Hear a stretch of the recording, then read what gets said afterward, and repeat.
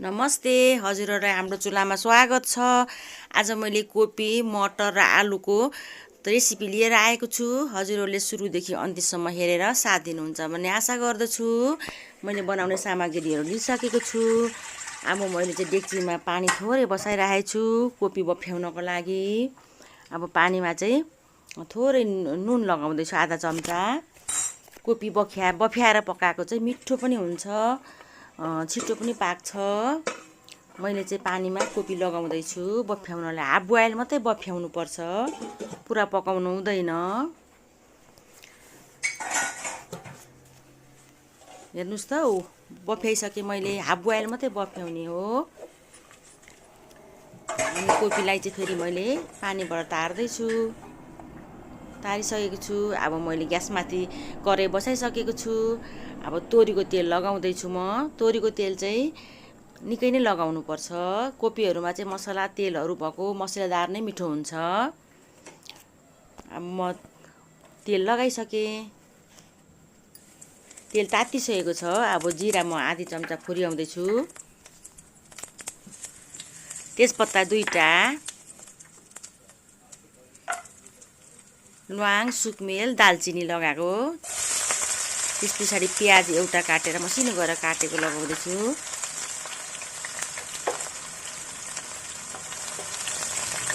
एकछिन चलाउनु पर्छ, धेरै खर्याउनु पनि पर्दैन।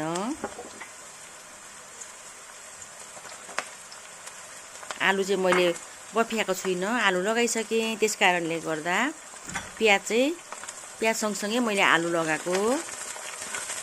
अब भुट्दा भुट्दै प्याजको कलर पनि आउँछ र आलु पनि हाफ बोइलै पाक्नुपर्छ तेलमा।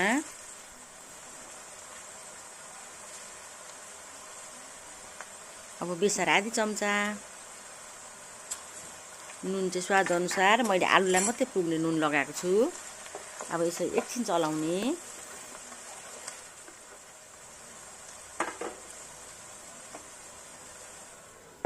अब एकछिन छोपेर पकाउनुपर्छ आलुलाई। कोपी चाहिँ मैले बफ्याइसकेको छु, आलु चाहिँ नबफ्याइ पकाएर मैले त्यो तेलमा फ्राई गरेको।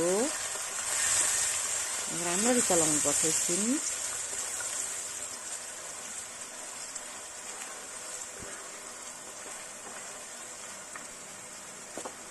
अब बोइल पाकिसक्यो आलु।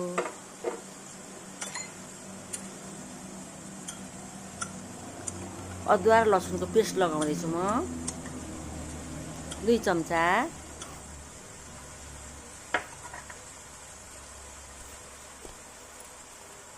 जिरा धनियाको धुलो 2 चम्चा। कश्मिरी खोर्सानीको धुलो 1 चम्चा। यसले चाहिँ कलर पनि राम्रो दिन्छ, पिरो पनि धेरै हुँदैन, हल्का हुन्छ। हेर्नुस् त कस्तो राम्रो भइसक्यो, फुटिसक्यो। मसला मजाले भुट्नुपर्छ। अब एकछिन छोप्नुपर्छ।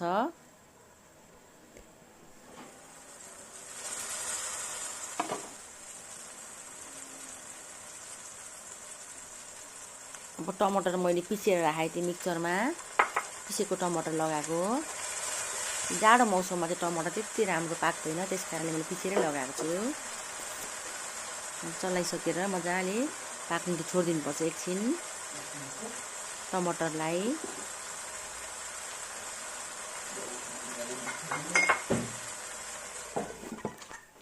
एकछिन छोपेर पकाउनुपर्छ। हेर्नुस् त कस्तो मजाले तेल छोडिसकेको छ।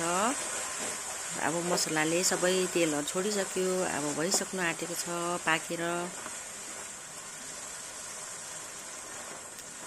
आलु पनि पाक्नु लागिसक्यो।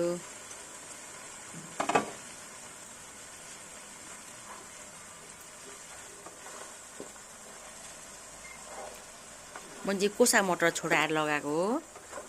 कोसा मटर चाहिँ मैले बफ्याएको पनि छैन, अहिले लगाउँदैछु। कोसा मटर चाहिँ यतिकै पाकिहाल्छ, धेरै फ्यात्तै पनि कोसा मटर मिठो हुँदैन।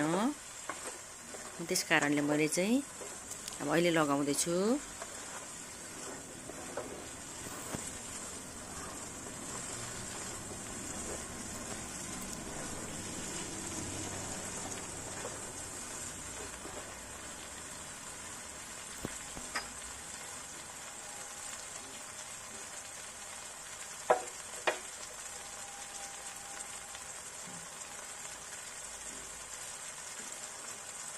अब चाहिँ म कोपी लगाउँदैछु। अघि हाफ बोइल उसिनेको कोपी लगाउँदैछु। कोपी चाहिँ टाइटभन्दा अलिक फुकेको कोपी नै मिठो हुन्छ, पाक्छ पनि मिठो पनि हुन्छ।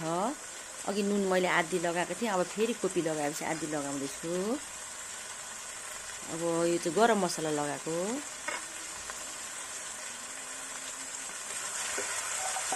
राम्रो सबैतिर मसला लाग्ने गरेर चलाउनुपर्छ। अब जाडो सिजनमा चाहिँ कोपीको सिजन हुन्छ, त्यस कारणले हजुरहरूले पनि यसरी नै बनाएर खानुहोला। अनि कस्तो लाग्छ कमेन्टमा लेख्नुहोला। छोपेर मजाले अब मसला पस्नु दिनुपर्छ कोपीमा पनि। मजाले चलाउनुपर्छ अब सबैतिर लाग्ने गरेर मरमसला। हेर्नुहोस् त कस्तो मजाको भइसक्यो। कोपी चाहिँ बफ्याएर पकाएकै मिठो हुन्छ, नबफ्याए पकाएको भन्दा। अघि मैले उसिनेको पानी फ्याँकिनँ, त्यही पानी लगाएको। टमाटर अलिअलि थियो बटुकोमा, त्यही देखेको रातो रातो। अघि बफ्याएको पानी फ्याँक्नु हुँदैन, कोपीमै लगाउनुपर्छ। हेर्नुहोस् त पाक्दैछ। अब छोपेर फेरि एकछिन पकाउनुपर्छ।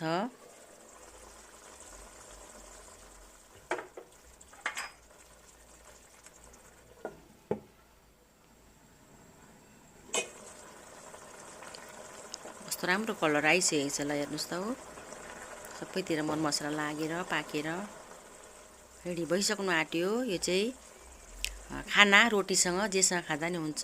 मसिनो गरेर काटेको हरियो धनियाँ छ अरे माथिबाट। मैले हरियो धनियाँले चाहिँ मिठो बास्ना पनि दिन्छ, हेर्दा पनि कस्तो राम्रो देखिन्छ। कोपीमा हेर्नुहोस् त कस्तो राम्रो देखियो।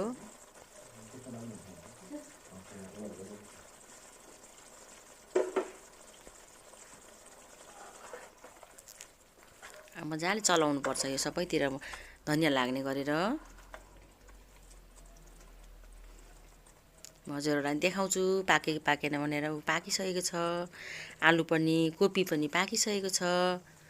हजुरहरूलाई अब कतिको पाकेको मनपर्छ त्यही अनुसार पकाउनु होला।